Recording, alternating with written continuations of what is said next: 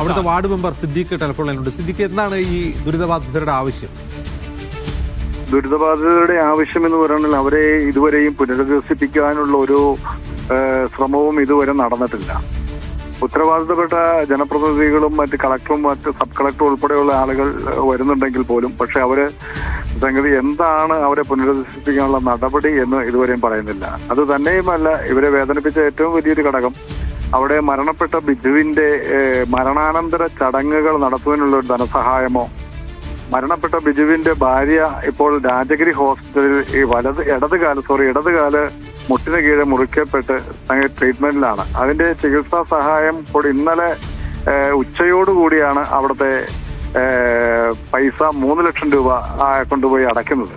അപ്പോൾ അവിടെ ബൈസ്റ്റാൻഡേഴ്സ് ആയിട്ട് നിൽക്കുന്ന ആളുകളുടെ ചെലവിനുള്ള പൈസ പോലും അടിയന്തരമായിട്ട് ചെയ്യേണ്ട സഹായങ്ങൾ കിട്ടാത്തത് കൊണ്ടാണ് ഇവിടുത്തെ ആളുകൾ ആകെപ്പാടെ ആശങ്കാകുലരായിട്ട് കഴിയുന്നത്.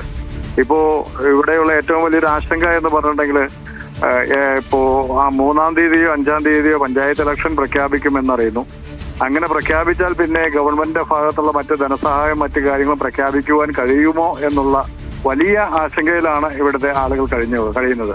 അതിന്റെ ദേശീയപാത അതോറിറ്റി എന്നാണ് പറയുന്നത്, ജില്ലാ കളക്ടർ എന്നാണ് പറയുന്നത്. ജില്ലാ കളക്ടർ ഇന്നിപ്പോൾ ഇവിടെ നിരാഹാര സമരം പ്രഖ്യാപിച്ച് ഇന്നിപ്പോൾ നിരാഹാര സമരം ഇവിടെ രാവിലെ അവർ ആരംഭിച്ചിരുന്നു. ആ നിരാഹാര സമരം ആരംഭിച്ച സമയത്തിൽ അദ്ദേഹം ഇത് അറിയുകയും അദ്ദേഹം അപ്പോൾ തന്നെ വീഡിയോ കോളിൽ വന്ന് നാളെ റവന്യൂ മിനിസ്റ്റർ ഉൾപ്പെടെ പങ്കെടുക്കുന്ന മീറ്റിംഗ് കളക്ടറേറ്റിൽ വിളിച്ചിട്ടുണ്ടെന്നും നാളെ ഒരു ദിവസത്തെ സമയം അദ്ദേഹം ചോദിച്ചിരിക്കുകയാണ്. ഇവർക്ക് വേണ്ടിയിട്ടുള്ള മതിയായ പാക്കേജ് പ്രഖ്യാപിക്കുമെന്നാണ് അദ്ദേഹം പറഞ്ഞിരിക്കുന്നത്. നാളെ അതിനു വേണ്ടിയിട്ട് ഒരു ദിവസത്തെ സമയം അദ്ദേഹം ചോദിച്ചിരിക്കുക.